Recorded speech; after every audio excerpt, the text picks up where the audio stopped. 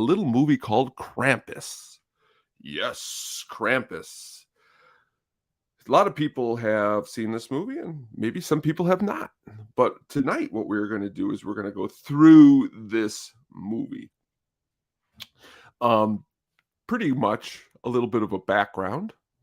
Number one, this movie is really, really good. Here's a little bit of some of the scares before we get started here.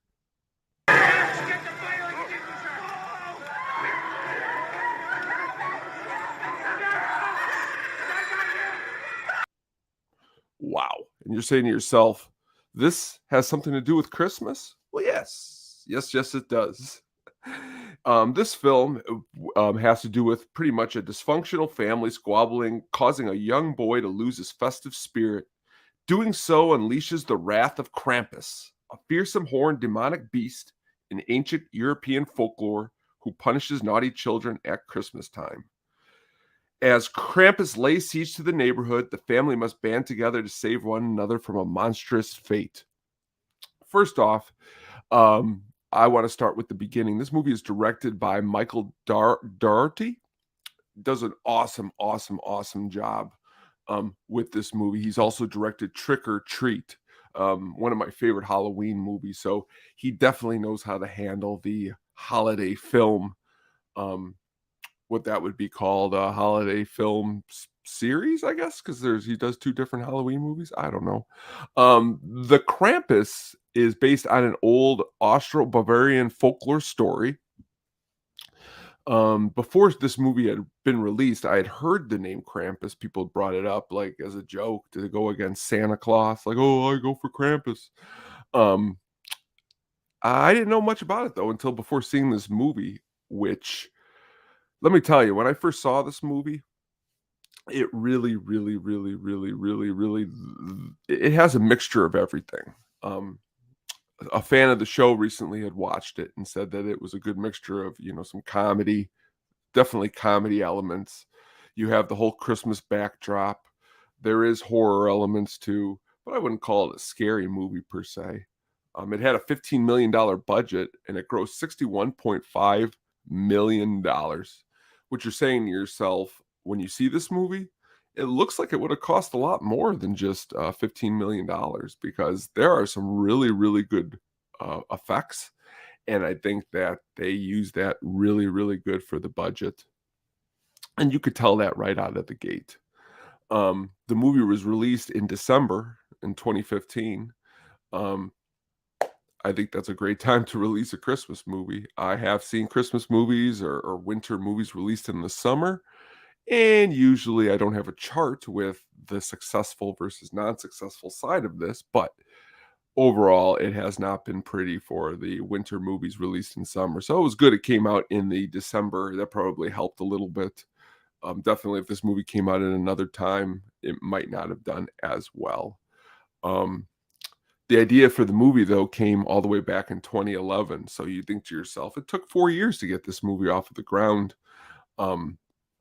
The movie is, though, definitely awesome in spirit if you're looking for something that has Christmas spirit. I think the reason I enjoy it is that we all know or have been a part of or have seen, dysfunctional families, and this is one of these that come together, definitely are not shy to being just that, a dysfunctional family. But I definitely think that the creature effects that were done by the Weta Workshop, definitely when you're looking at the budget and seeing what they put out, you're definitely going to want to see that. It's not just Krampus, it's all the things that Krampus unleashes is on this family is definitely worth, if nothing more, just being able to see that. This all started as it received as an e-card as an idea. The score is also done by Douglas Pipe. The score is great. Definitely feels Christmassy. It's not like some rock and roll score, or, hip hop score, or a country score. It's definitely that Christmas vibe. It makes it for me a fun one to watch because it definitely has a lot of different elements. It has fun, it has humor, it has horror, it has what I would call, um, great effects, like I stated. Just really, really, really, really a lot of fun. But, overall, one of the main aspects that I enjoy about this movie is the acting and the performances in this movie. I'm getting Howie Jr. into game shape. By the time he gets to high school, he's going to be the biggest lineman in the state. Did you ever? Oh, that's David Koechner right there. Great, plays many awesome roles in Anchorman. He showed up as, Todd Packard in The Office. Um, I really, really, really enjoy him in this movie. I think he really adds to the ridiculousness of what the movie is going for. I think he adds to a little bit of the cheesiness. I think it's just all around really a fun time. You know, him mixed with Adam Scott, who's great as the brother and Step Brothers. He's awesome in a whole lot of other different things, you know. But in this, I think what it does is it's able to sit there and show a little bit more with that family, that holiday side, you know, as opposed to like Parks and Recs is straight, you know, he's just straight pretty funny in that. He's really good in Big Little Lies too, pretty serious. But in this movie, he's trying to play serious against the ridiculous in which is going on around him. And his wife in the movie is played by Toni Collette, who again is one of my um, favorite actresses. She does a really, really good job in this. She's trying to keep the family together. She's trying to sit there and she really, really wants you know, everybody to get along during this holiday season. Does a good job. Alison Tolman, who plays Koechner's wife in this movie, does a great job. She's always hilarious and different stuff.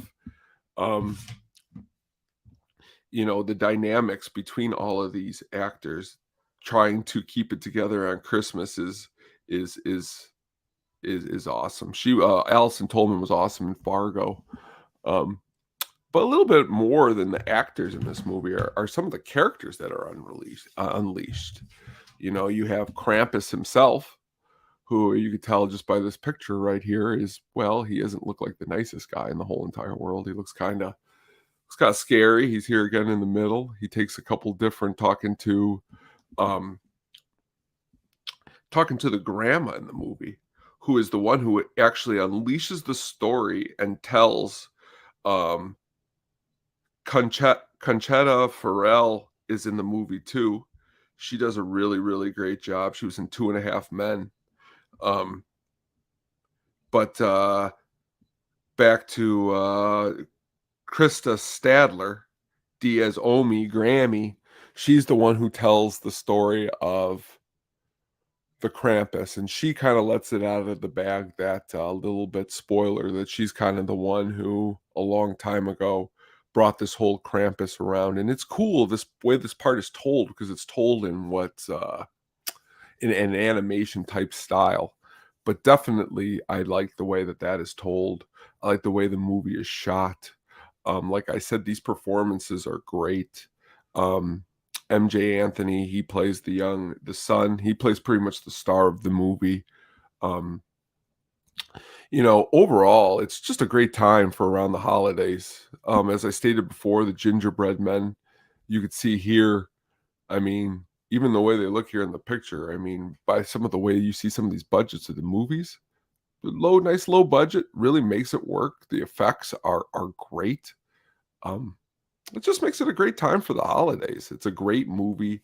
I definitely suggest that you check out Krampus. If you like horror movies, or even if you don't like horror movies and you like comedy, I believe right now it is on Peacock. Uh, check it out. You know, you won't definitely you won't be upset. You checked our shitters, honey? Clark, please. He doesn't know any better. You ought to know it's illegal. It's a storm sewer. If it fills with gas, I pity the person who lights a match with it. So what I wanted to do here really quick here at the second half of my little piece I'm putting together is I wanted to go through some, because we didn't really do this on the episode, some considered holiday classics. We're gonna go down the list here, and then we're gonna go through what are holiday classics that aren't really Christmas movies, and then I'm going to make up some that I believe could possibly be considered good Christmas classics. So the first one here, we got the Home Alone films, of course, are Christmas classics. You look everywhere, Home Alone 1, Home Alone 2, loaded with great movie scenes, great performances from Macaulay Culkin to Joe Pesci to Daniel Stern. Definitely everyone has watched those movies and are very awesome. The National Lampoon's Christmas Vacation, which is the clip that you heard coming in, is of course a harken back to that classic comedy from the 70s and the 80s. Really big, really famous, classic story between both of those movies. The directors left doing Christmas Vacation to do Home Alone. Awesome. A Christmas Story, the movie I would say that I've probably watched the most out of all of these, just because it was played a lot on loop growing up. Definitely a harken back to a different time period of growing up. So I do believe a lot of people like this movie for many different reasons. Recently they did a kind of a sequel on HBO. Not kind of, it is a sequel called A Christmas Story Christmas. Worth checking out. I wouldn't consider it a holiday classic though. It's a Wonderful Life, definitely a classic. Wasn't a classic when it was released, but through the years it has. A lot of people seem to like that movie. Elf and Four Christmases, definitely two movies that are played all the time during the Christmas season. Elf, with its wonderful Will Ferrell performance in Four Christmases, Vince Vaughn and Reese Witherspoon, I think, nail it out of the park as a couple having to visit their four dysfunctional families, mother, father on each side because everybody's divorced. Jingle All the Way, I remember seeing this one in December of 95, I believe, or 96, and it was good. I mean, it's Arnold. You can't go wrong with Arnold. You got White Christmas. Can't go wrong with White Christmas. Definitely a classic. Eight Crazy Nights, a different cartoon. And by different, I mean it's Adam Sandler, and the way the cartoon is shot, it is harken back to, I think, a classic cartoon period. It is awesome, awesome, awesome fun. Bad Santa, it's Christmas. He's a Santa. I would consider this a holiday classic. It's probably the naughtiest of the Christmas classics, if you consider that. But I still think it's funny, and I think it's a good time, and I think a lot of people like that. And if you do not talk about A Christmas Carol, and if you do not talk about Rudolph the Red-Nosed Reindeer, and if you don't talk about, I don't know if you consider Frosty a movie. I'm even going to throw in there, because I did not list them here, but Peanuts Christmas, Garfield Christmas, all the old classic cartoon Christmases, definitely all worth it and classic, and definitely worth checking out. Next, we're going to move on to a little bit of what I would call, well, maybe not such traditional Christmas movies. Utility of direct action against me. We have no wish for further loss of life.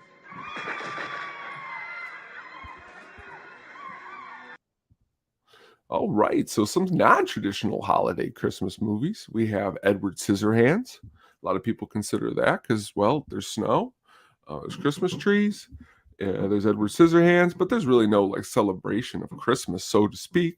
But definitely you can watch that in Christmas time and definitely enjoy it. Eyes Wide Shut, if you're looking for more of a little bit of a more, I guess you would call it a dirty aspect on Christmas.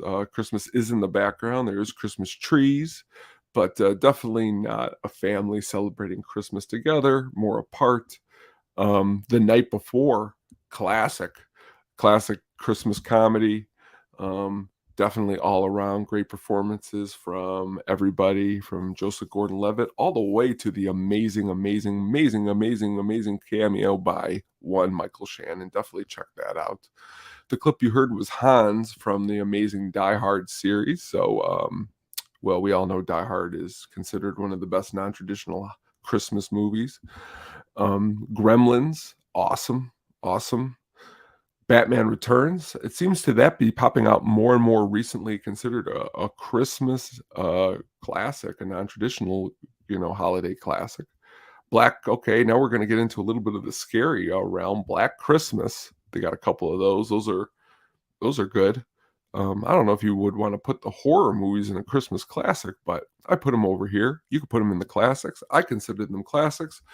I just didn't want anyone yelling at me. I don't know what I wanted. But that being said, the Black Christmases landed over here, and so did the Silent Night, Deadly Night series, which there is about 4 or 5 of them, and there's a good remake called just Silent Night, which I definitely enjoy. It has Donald Logue in it, Jamie King. It's definitely worth checking out. A couple more here. The Royal Tenenbaums recently has been discussed as possibly being, well, maybe a Christmas movie. And Catch Me If You Can.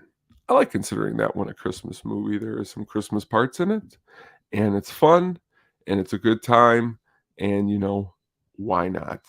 Now we're going to move on to a new section where I just totally think of some movies that could possibly be considered Christmas or non-holiday or holiday or whatever you want to call them, classics. All right. Living your normal life. Put the gun down, David. It seems that envy is vice. What's in the box? What's in the fucking box? All right. So we got some brand new holiday films that may be considered Christmas classics coming up. I don't know. Maybe. We just don't know. Donnie Brasco. Great scene in that movie where, there's a Christmas tree and he comes home and he hasn't seen his wife in a long time and they fall into the Christmas tree. Also, there's a Christmas tree at Al Pacino's house. So, why not? Why not make it a holiday movie? 7, well, as you heard in the clip, he's getting a box at the end. Maybe that could be considered like Christmas. Boogie Nights, lots of gifts are given in that movie. If you think about it, there are at least 100 different type of gifts probably given in that movie.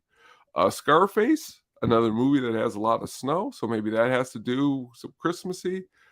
He does seem to care a lot about his sister. Family, I don't know. That might be a stretch. We got Misery. I saw online recently, I can't take credit for this, but someone put something called Chris Misery.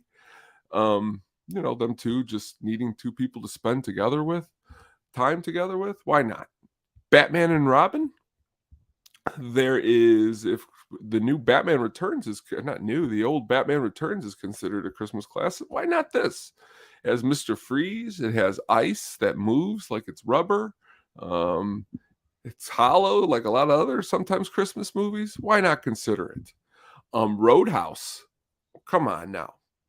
Roadhouse isn't considered a Christmas classic. I think Roadhouse is all kind of movies, every genre, and Christmas is no exception. And you're saying to yourself, well, what are you talking about? And I'm going to say, you know what?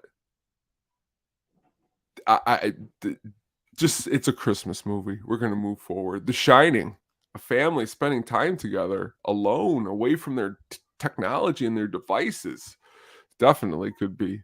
LA Confidential, snow in the background, Christmas in the background. Dumb and Dumber. Okay. What happens if Lloyd and Harry are actually Christmas elves? And that is the whole entire story. It's like a prequel. It's like a sequel prequel to, I don't know. And I went into the deep vaults and picked out some 10 deep cut classics just to kind of get us going here to see, well, maybe some movies we usually don't talk about too much or don't talk about at all, or maybe we should talk about them. But whatever those said movies are going to be, we're going to start talking about them right now. And very first up on this list is Hesher.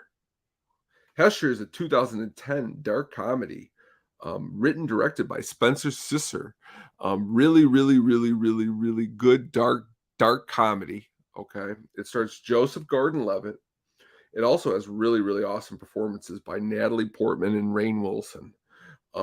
Pretty much the movie is generally just loaded with a heavy, heavy metal soundtrack. So like the music is just popping off. Really, really good heavy tracks, one right after another.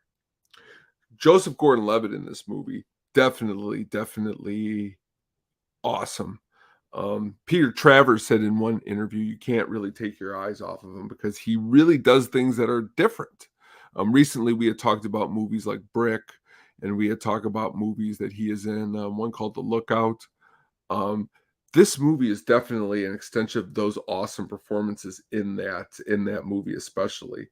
This movie, you know, actually, I think it's better than some of the ratings it has gotten. Okay, the movie is pretty much about a guy, um, Hesher, okay, who is brought into the lives of Rainn Wilson and his son. Okay, his son is played by Devin Brochu. Okay, definitely interesting movie. Rainn Wilson is depressed, so Hesher comes along and he kind of like generally brings happiness to this family who has lost the loved one, their mother. So generally throughout this movie, it's loaded with awesome music. It is loaded with awesome performances by everybody that I mentioned. But generally, a movie like this, it has a lot of heart.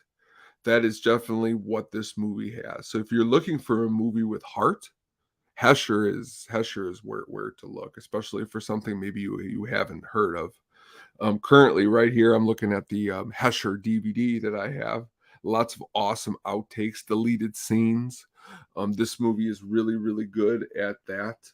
Um, what's really crazy, and this is a mind-blowing thing, money does not mean anything to me when it comes to movies, but I like to talk about it because it just says in one way or another, why didn't somebody see it, or why did it? Just puts things in perspective. This movie cost $7 million to make.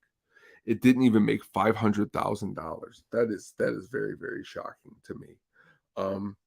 Some a little bit underrated performances in the movie. Piper Laurie's in it. John Carroll Lynch. Very good. Very worth your time. I definitely think that it's really the type of movie that you want to see, especially if you like these actors that are involved in it. When we see movies, especially by great actors like this, the performance, it's worth to behold, it's worth to be seen. So definitely, please go ahead and check that out. What also I wanted to say really quick is the music in this movie definitely matches the scenes. Like you're not going to sit there and say, well, this music is totally out of place in this movie. The music is definitely not out of place, which I think is always really what I was going to say. I think it's always it makes the movie better. It makes it more enjoyable to kind of like what you're seeing because of that. But then, yeah, overall, just really good movie. Really worth your time. Really worth just what you're going to do at the movie theater seeing something like this. So please check that out. Next up on our list is A Guide for the Married Man. You're saying, what is this movie about? Well, first of all, it is loaded with laughs, okay? It is loaded with lots and lots of actors, okay? This movie has got everybody in it. Well, first, it was directed by one Gene Kelly. Okay, you're like, well, who's Gene Kelly? Well, that's Mr. Singing in the Rain, Gene Kelly, who directed this movie. And this movie is a farce comedy. And for the year it came out, 1967, you're telling yourself it's actually funnier than really it should be for that year, I think. I would definitely deem this a deep cut. Based right here on this poster, you got everyone from Walter Matthau, Inger Stevens, Robert Morse. You got just a really great cast. Look at all these cameo appearances in this movie. Lucille Ball, Jack Benny, Polly Bergen, Joey Bishop, Sid Caesar. Okay, you got Sid Caesar in this. Carl Reiner. Okay, so you're saying to yourself, this is it. Okay, this movie is gonna be it because it's got a lot of good stuff. And what I like about this is they're like little clips. And I don't even know how to even actually some of this, how it was able to pass back then, because it seems a little more raunchy than really what it should be for this time period. You know, this was based on a novel um, by Frank Tarloff. Okay, but like I said, you're telling yourself Gene Kelly. Okay, the Gene Kelly. Okay, directs this movie, and he directs it actually really well. Okay, I was told about this movie again by my dad. He said, watch this movie, it's funny. And I said, okay, I'll watch it. And I found it to be very, very, very, very funny. Um, really, really good, really, really insightful. And as far as if you want to laugh and into something that's different from a different time period, but I would definitely say it is definitely worth your time. And generally, what the movie pretty much a little bit, the undercut, the understory of the movie is really actually pretty. It's pretty funny. Walter Matthau is a man who's in a marriage, and he starts thinking about other ladies pretty much. And pretty much this movie is pretty much the ups, the downs, and all of that type of thinking. So definitely worth checking that out. I would definitely say, hey, go ahead and see that. It's from a different time period again than maybe other things, other comedies you've watched. But definitely worth it. Definitely worth your time, I think. The next movie we are going to talk about is The Thing from Another World. You're saying to yourself, what is the thing from another world? Well, this just happens to be what, as you know, John Carpenter's The Thing ended up to be. This movie was directed by Christian Nyby. Okay. This movie is a science fiction horror movie that, let me just say, it was put on in my household quite a lot growing up. It stars Margaret Sheridan, Kenneth Tobey, Douglas Spencer, Dewey Martin, Robert Nichols, and I'm saying for a horror movie from this time period, it really has the goods. Is it a little different than the John Carpenter movie? You betcha. Some might even say it could be better. Not because, it's better because it's a better movie, but just because of when it came out. Some people say it's one of the greatest sci-fi classics. It's a masterpiece when you watch it still. Definitely worth checking out. The story is a little bit different than the other one, but still something comes out unfrozen from a UFO. But this monster is a little bit more like a Frankenstein monster. But definitely worth checking out, I think. Very, very exciting. Um, it for a movie from this time period, it didn't cost, it cost, a good amount of money, and it made, in rentals 1.95 million. Because you got to say to yourself back then, probably not a lot of people ran out to the movie theaters with their family to see a movie like this, but definitely worth it. There is also some debate because Howard Hawks was said to have directed it, and there's debate that Christian Nyby received the credit so he can get his Directors Guild membership. That is often something that has went back and forth. It's pretty much at the end of the day, a lot of people say it was Hawks that directed this movie. At a reunion in '82, Nyby said, "Did Hawks direct it?" That's one of the most insane, ridiculous questions I've ever heard, and people keep asking that it was Hawks' style. Of course it was. This is a man I studied and wanted to be like. You would certainly emulate the copy of the master you're sitting under, which I did. Anyways, if you're taking painting lessons from Rembrandt, you don't take the brush out of the master's hands. So that kind of answers that. But really, definitely worth checking out. Really, definitely awesome. Definitely worth your time. And that is The Thing from Another World. And next up here, we got a classic. Okay. We got what I would call a stone cold comedy classic. Okay. And what I say under the radar for some of these, and I mean that some of these movies should be talked about just a little bit more. This one is definitely one that falls under that category. This is one that I definitely believe that you really should take in and really should enjoy. And this one is My Blue Heaven. Thank you. Thank you. Can I get you something there? I'm fine, thanks. Would you like something to drink? No. You sure? Yeah. Bye. You tip a flight attendant? I tip everybody. That's my philosophy. See, actually, it's not tipping I believe in. It's over tipping. See, I think this is the kind of thing people would like to know. Give me that pin again.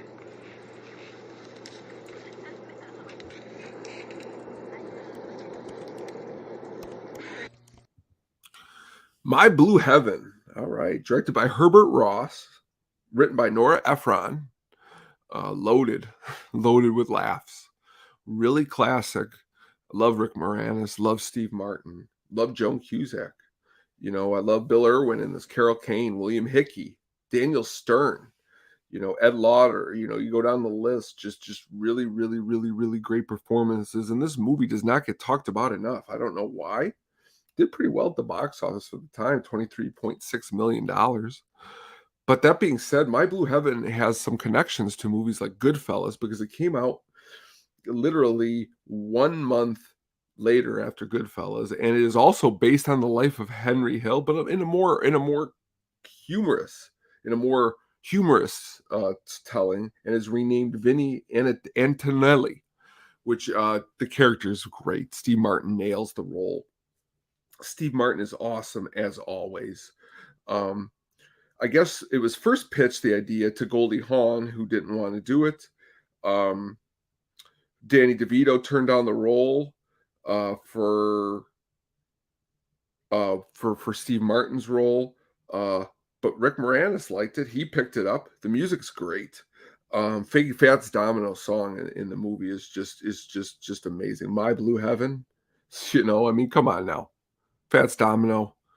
You know, I don't want to get off a track here. This isn't a hook up on music episode, but let me just tell you that Fats Domino's the man, and that song is really, really awesome in this movie. And I really, really find this movie to be something that really needs to be, again, a movie that needs to be watched, an even movie that needs to be seen. Again, great performances by everybody involved. Please check out My Blue Heaven. It is really, really awesome, and it's a really, really good movie. You know, next up here is a movie that I'm really curious of how many people have seen. I'm really curious to see how many people see a movie like this one, because I love this movie and it's great. And it not only has one Edward Norton, it has two Edward Nortons. It's called Leaves of Grass. Okay. This movie is really, really good because not only does it have Edward Norton, and not only does it have one Edward Norton, it also has such great actors as Susan Sarandon, Kerry Russell, Melanie Linsky, Steve Earle is in this movie. Maggie Siff, really, really great movie. What I love about it is not only in the movie starring, but he wrote it and directed it, is one of my favorite underrated directors. And this movie's underrated. It's called, Tim Blake Nelson is his name. This movie is really good. It's really like a kind of a crime movie, but it's mixed with some humor. This movie I found on a shelf at the library, and the way they look on the box here, you could just see them. I was like, what is this? What am I getting involved with? You got Walt Whitman crossed out there. I go, is this going to be any good? I didn't even know this was at the movie theater. You know, this came out in 2010. And I guess maybe I was just, my eyes were closed, but I've never laughed and found such a funny movie. Richard Dreyfuss is like a head mobster, which you don't usually see. Susan Sarandon plays Edward Norton, both characters' mother. And both of these Edward Nortons, like one's a clean cut one, and as you could tell, the other one's kind of, well, he likes to indulge in things. And that being said, it's just a humorous comedy that I think if you like humor and you like Edward Norton and you like what you're hearing, I definitely think it's worth checking out. Again, the movie is pretty much about, let's just say the one with the long hair is a drug dealer, and he perishes, and the other one needs to come into town and kind of help clean up. He hasn't been in town. He's a college professor. There's lots of twists, lots of turns, lots of laughs, lots of great performances. Definitely worth checking out. Leaves of Grass, I would definitely say. It's there. The soundtrack, really, really good. Townes Van Zandt, the band, Steve Earle, who's in the movie. I really like Little Feat song in the movie. But all around, I think it kind of I mean, Roger Ebert gave the movie 4 out of 4 stars. The man, Mr. Ebert, gave it 4 out of 4 stars. Not that reviews mean anything, but I think for this one, it's definitely worth talking about, and I definitely think it's worth your time dipping into because, again, these movies need to be seen, especially if you haven't seen it. Just like this next comedy, The D Train, James Marsden and Jack Black. Okay. This movie just came out of left field for me. Another one where I just found the box. Love Jack Black, love James Marsden. Um, just love this movie. Also in the movie is Catherine Hahn, who I know this week, hopefully on the show, we will get to this segment about underrated actresses. She is definitely one. Jeffrey Tambor, Mike White, Mr. White Lotus, that Mike White, he's in this movie. Really, really great. Really, really great premise. Pretty much Jack Black is putting on his high school reunion, and wants to get the celebrity from his class, the guy who's gone on to Hollywood, which is James Marsden, to come. And let me just tell you, hilarity is ensued. It is completely ridiculous, and it is completely worth your time seeing how all this turns out. I don't even want to say anything or give anything away, but let me just say it's funny and it's different, and it's different for Jack Black. And if you like Jack Black and you haven't seen the D Train, I definitely think that you should jump on board because it's really, really good. And you're like, what's the D Train mean? I think you need to tune in to find out. But D Train is really good movie. The Trigger Effect. This movie right here, this is a little bit of 90s, what I would call a little bit of 90s gold. For many reasons. Number one, I remember seeing it during the week. I remember seeing it on a school night late. My dad took me. The guy who wrote and directed this movie has been part of such movies as the Jurassic Parks. He's written The Carlito's Way. Just really great. David Coep, which he had written this. It's a really good movie. It's kind of like it's a thriller. It's pretty much all the power goes out in this town and they all have to kind of survive, which is crazy because I've seen so many other movies about that since then. It didn't do very well at the box office. I really like this movie. It was a first time screenwriter, as I said, David Coep's first time movie. Pretty much the ideas is that if we break down without power and break down without different stuff, are we going to have like a breakdown in society? Great performances by Kyle MacLachlan, Elizabeth Shue, Dermot Mulroney. I definitely think it's something that is a little bit better now than even when it came out, just because of all the stuff that we've seen and all of the kind of some of the stuff that in which we have experienced as a society. I really think it's a really good one to check out. Again, The Trigger Effect is a really awesome movie. Really worth your time. Check that one out, definitely. This next one is I think a little bit darker than a lot of the other movies that I've talked about today. It's called Stoker. It's a psychological thriller directed by Park Chan-wook. I definitely love this movie. It was his English language debut. It has such actors and actresses in this movie that are amazing, as Mia Wasikowska. I might have messed that name up. Matthew Good, Nicole Kidman, Dermot Mulroney, Jackie Weaver. Really awesome movie. This movie also snuck up on me. I think I like the colors in this movie. I like the way the film is set.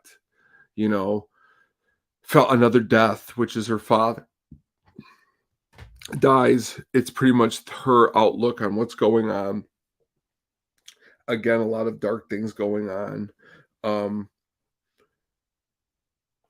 Wentworth Miller, he wrote the screenplay for this. He's mostly known as an actor, for Prison Break. He's been on The Flash.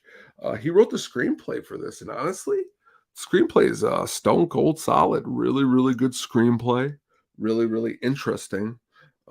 I find it to be really awesome. I think all around really good time. I think it's worth your time. Definitely, I think checking out Stoker would be something that is a very, very beneficial. Don't want to give too much away. There's a lot of twists, a lot of turns, but if you like those actors and actresses, and you like something a little more dark, a little bit more gothy, I think Stoker may be your style. Um, the last movie here that I might even have talked about it before. I don't know, but I love talking about it, and that is Ricochet. This movie's again just loaded with actors that are amazing. I think this is one of the greatest early performances in any actor's career, and that is Denzel Washington. I think John Lithgow playing the bad guy is amazing. Kevin Pollak's in it, Ice-T's in it, just really, really, really good. Okay, and if you haven't seen this one, pretty much the struggle between a district attorney and a vengeful criminal. What are the avenues in which this vengeful criminal will go to take this guy down? John Lithgow is one of I think another one that I will probably mention this week, one of our most underrated actors in all of Hollywood. I think he can play so many different roles, and I think he's got a look. That's what you always got to have in these movies. You got to have a little bit of a look. If you don't have a look, what are you going to have? The look.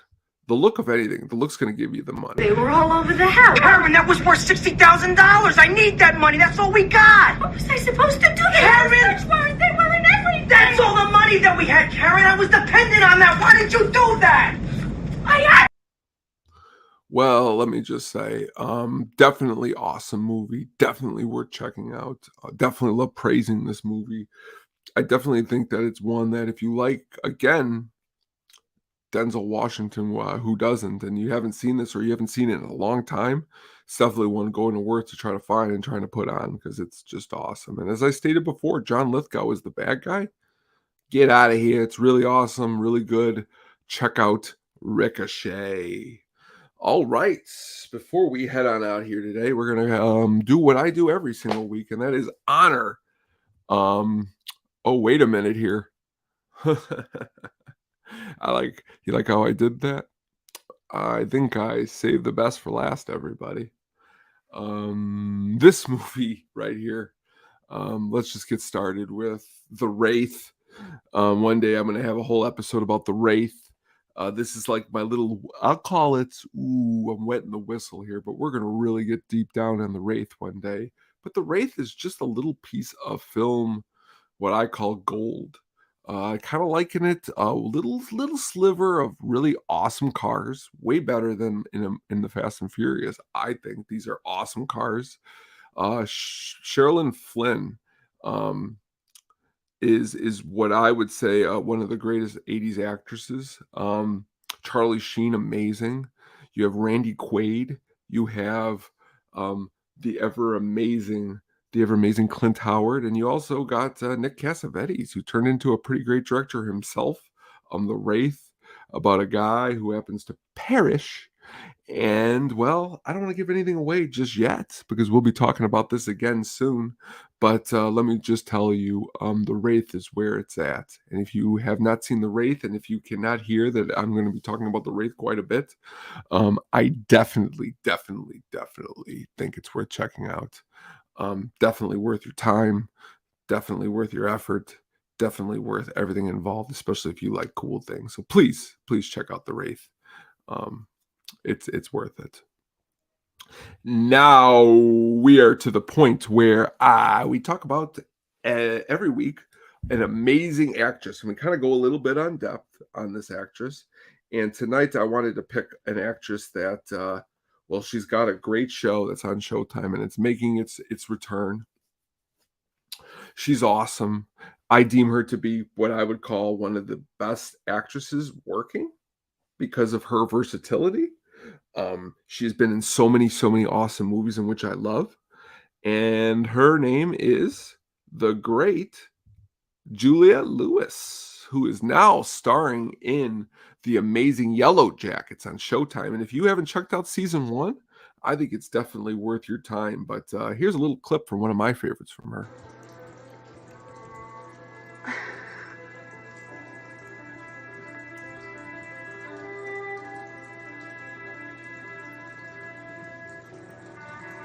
I'm sorry too.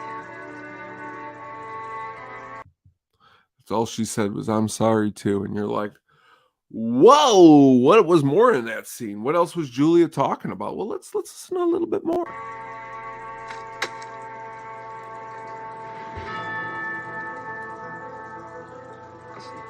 Sir? You need some company?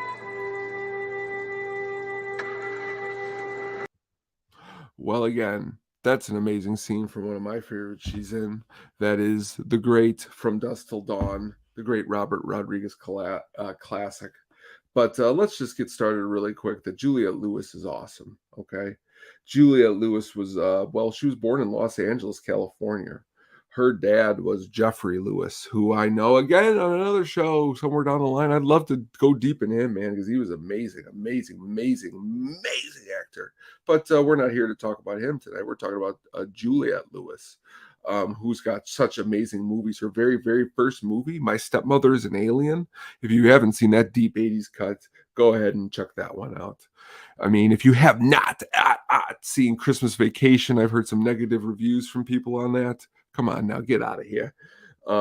Great movies. Cape Fear is an amazing performance. She's a young actress in that movie, and she's really laying it on the line with Nolte, with Jessica Lange, with the great Robert De Niro.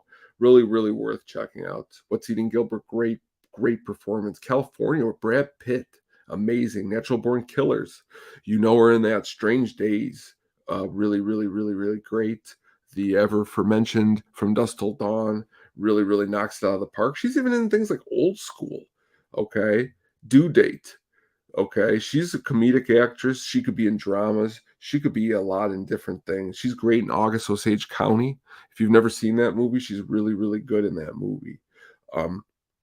What I've liked about her is how she can weave in and out of different performances. What I like is that she brings a character to these movies, a character that is needed, a character that needs to be shown. One that I always used to talk about with my sisters, speaking of, it's called The Other Sister, and she plays a great role in that with Giovanni Ribisi. Romeo is Bleeding is a great movie. One of my top favorites, favorite deep cuts, which we'll probably talk about on a later deep cut episode. Hi, Miss Collins. You look so pretty. You too. You look beautiful. Thank you. Oh, no, I don't. Not really, but thank you anyway. May I sit down? Sure. Thank you.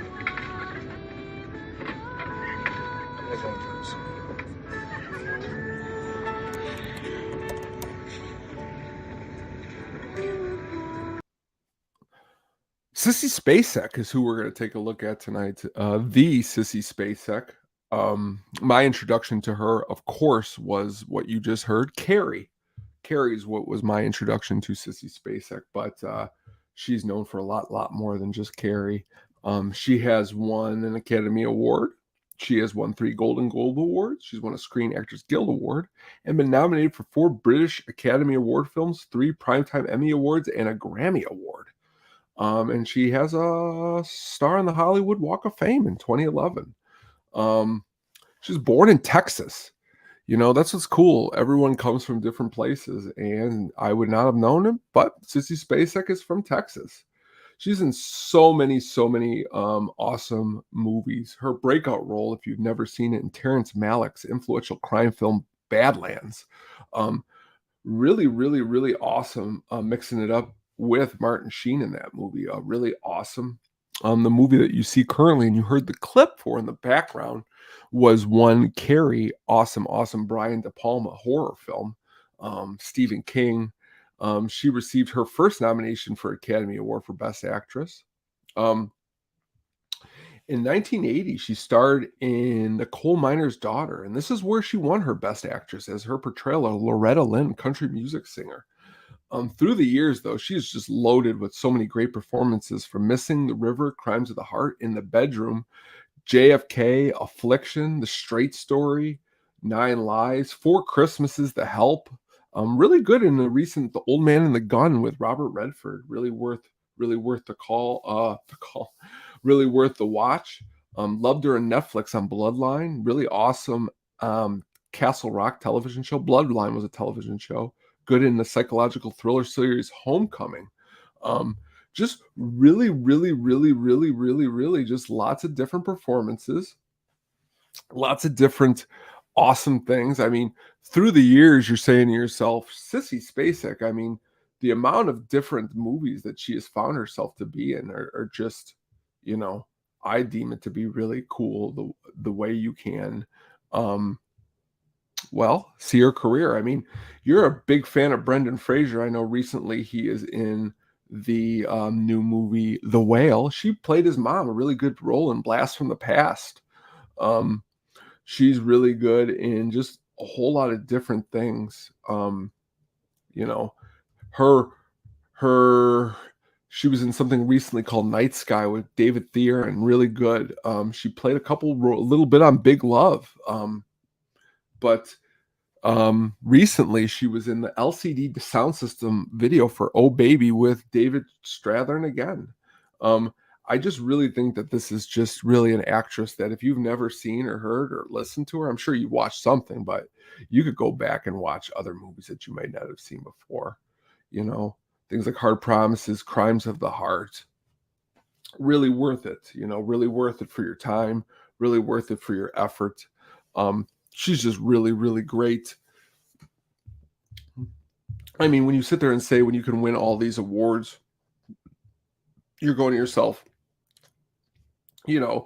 wow, nominated for Best Actress for 1, 2, 3, 4, 5, 6 movies. You know what I'm saying? Some people never get nominated, but she won one. I think that's just incredible. In the Bedroom is really, really, really a great movie. Definitely worth your time. So you're assuming I won't shoot your sorry ass, and everyone knows when you make an assumption, you make an ass out of you and umption. Now I'm Sergeant Madigan. Don't move. Wow. If you have not seen The Long Kiss Goodnight, this is directed by Rennie Harlan, who has other movies on his plate, including Nightmare on Elm Street 4, The Dream Master, a really, really good one. Die Hard 2, Cliffhanger, Deep Blue Sea. We're not going to talk about Cutthroat Island, but this man has lots and lots of action movies in his canon. And The Long Kiss Goodnight is really, really a good movie that I think slipped under the radar. Okay. This movie is about amnesia, a school teacher that has amnesia, which is played by Gina Davis. And she tries to set out to recover her identity with the help of a private detective, which is who you just heard there, Samuel L. Jackson. And they discover conspiracy. They discover a lot of different things in this movie. A lot of good intricacies into the plot. Gina Davis does a really, really good job as playing Charlene Charlie Elizabeth Baltimore, aka Samantha Kane. Really, really good job. Brian Cox, who's returning this week in the great Succession. He's in this movie, does a really, really good job. David Morse, awesome actor in movies like The Rock, and also he's in Disturbia and lots of other things. Really, really good performances all around in this movie. Definitely, I believe it is worth checking out. It's, again, Shane Black. The Shane Black guy has directed such classics as The Last Boy Scout and Lethal Weapon and The Nice Guys. And, he even directed, I believe, an Iron Man movie. Iron Man 3, I'm pretty sure, is the one that he directed. Really, really, really, really, really awesome. What's the word I'm talking about? Director. Yes, Iron Man 3. And he also directed The Predator. All around, though, good movie, worth checking out. Lots of action. Okay. Definitely the set pieces and the action in this movie really, really, I think, set up for a good time for the viewer and everybody who was involved in making this movie. The movie was generally, for an action movie for the time, it had favorable reviews. It was not ripped. The end of the movie is really, really good. I like the way it all ties it together. I don't really want to spoil anything because here on the Deep Cut Classics that I'm showing you, the whole goal is that you go out and check out these movies. But again, really worth it, worth your time, worth all of everyone involved. Alan Silvestri is on the music on this one. You may know him from other great pieces that he has been a part of, like, well, The First Predator and some Zemeckis classics called the Back to the Future series and things like that. But let me just put it to you this way: you're not going to be amiss if you don't. You won't be amiss if you miss. If you happen. Let me put. Ooh, I messed up that whole entire phrase. You will be amiss if you happen to miss A Long Kiss Goodnight or Any Which Way We Can. And tonight I got for you a movie that I love from 1994. Didn't even want to call it in for the list because I wanted to talk about it so much right here. It's a favorite of mine, and it's from 1994. It's a black comedy. It's from Mr. John Waters. It's The Great Serial Mom. You can't wear white shoes after Labor Day. That's not true anymore. Yes, it is. Didn't your mother ever tell you? Now you know. Wow. Well, let me just say, this is definitely a movie, as we like to talk about. Definitely had no business watching. So young in my life. I had no business ever entertaining such a thing. But you know what? I did. I watched it. I loved it. It's a great movie. It's loaded again. You got Sam Waterston, Ricky Lake, Matthew Lillard. Really, really awesome. It's right in the title. Serial mom. She is a mom who is she's also kind of a serial killer. Just lots of fun. Beverly Supfin is her name, and she lives with her family. And from the get-go in this movie, she seems like she's just really has it all together for her family. She is just does everything that she can for them, which is exactly what you want to be as a mother. But then you start to realize she goes a little bit above that. And she starts offing people who hurt her family, which is technically why the name is called Serial Mom. John Waters, who has done such movies as The Divine, lots of Divine movies with the Great Divine, all the way till Hairspray, up into this movie. I just really like this movie a lot. The movie was what was considered a box office bomb, but you know what? It's ended up becoming a cult classic.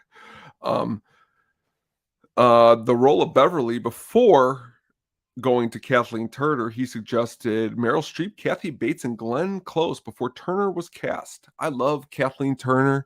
In later episodes, I might even go deeper in Kathleen Turner because she just has such great body of work. I really enjoy. There's a scene in this movie where Sam Waterston is looking under the bed and he finds a tape made for his wife, and it is Ted Bundy. Like it would be like if your spouse found a tape and Ted Bundy's on the tape and he's talking specifically to Kathleen Turner. He loses it and freaks out. Just really ridiculous stuff in this movie. Really worth checking out. Really worth your time. Here's another really great scene from the movie. I don't use bad language. Oh, well, I know it's difficult, but we need to know the exact words. I'll try.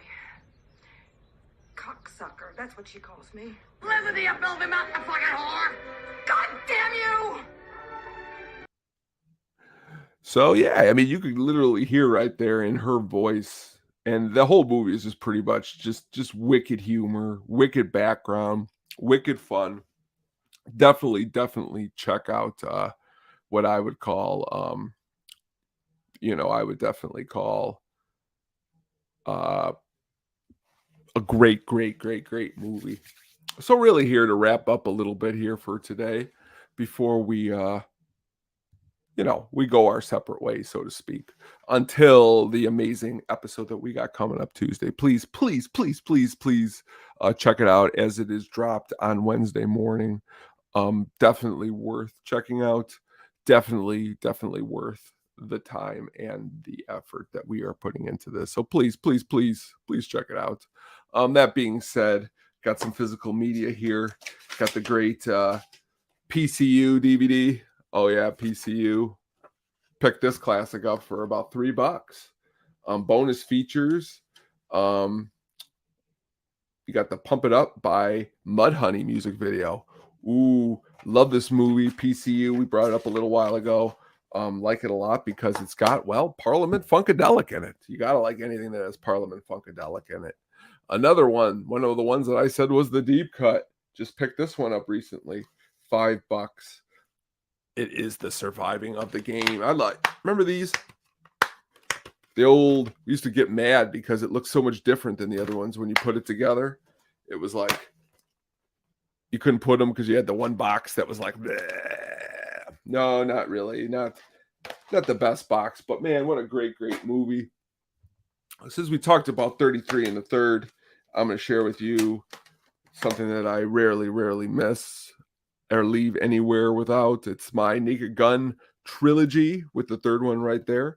But I mean, come on, if you're having a bad day at any way, shape, or form, we got to say that, the Naked Gun's going to make you feel pretty good, right? They're going to make you feel, and I mean by they, I mean Leslie Nielsen and the rest of George Kennedy and everyone else that's involved in those movies. What I would say definitely worth the time and the effort. Definitely also really awesome is we recently went down to the James Cameron 94 movie here. These are all 94 movies I'm going through. Now some of these movies are the ones that we might be talking about. We may just be talking about this. We may be ranking it coming up here with other 1994 action movies. These next two we may be ranking under the great 1994 Oscars. Shawshank Redemption. Really awesome movie right here. Love this movie. This movie means a lot to me. If you turn in listen to the episode this week, you could hear why this movie specifically to me means quite a lot. Did something special with it. Really excited to share that with all of you guys coming up really soon. And the final one, I don't care what people say. They might like this or they might like that. I like my Pulp Fiction DVD set here. I know back in the day, now we're on a more better stuff, but it's just so cool. You can take it out.